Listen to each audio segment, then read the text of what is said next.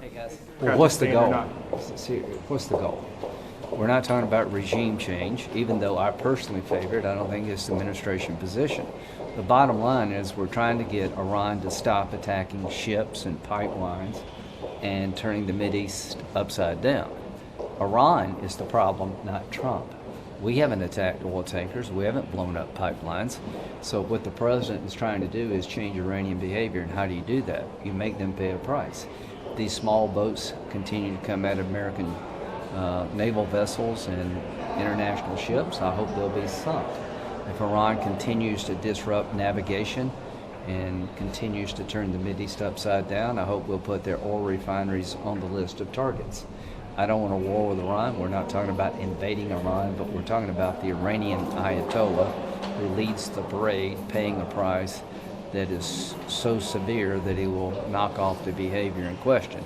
If military force is used, it should be targeted toward Iranian naval vessels that are creating the problem, and we should go after the refineries because they're trying to increase the cost of oil by disrupting the Strait of Hormuz. They're trying to attack pipelines of other nations, drive up the price of oil, which will help them economically.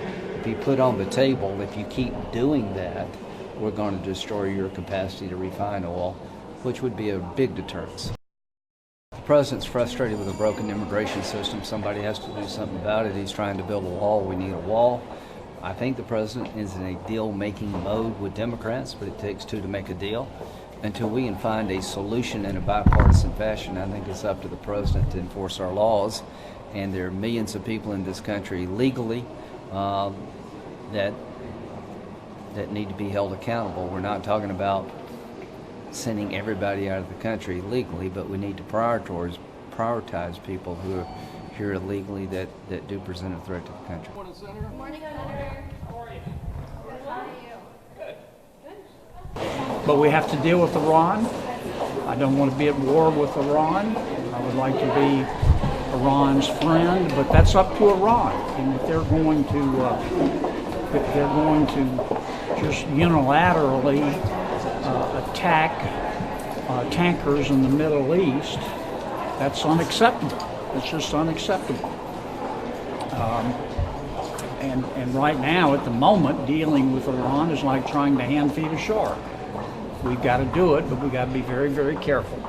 And I think the Ayatollah understands one thing, strength.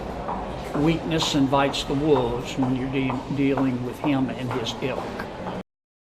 And I don't understand why my Democratic friends won't join with us in fixing our asylum laws. We could fix 75 to 80% of this problem in the next 3 weeks if Speaker Pelosi and the shadow speaker, Congresswoman Ocasio-Cortez, would just cooperate with us.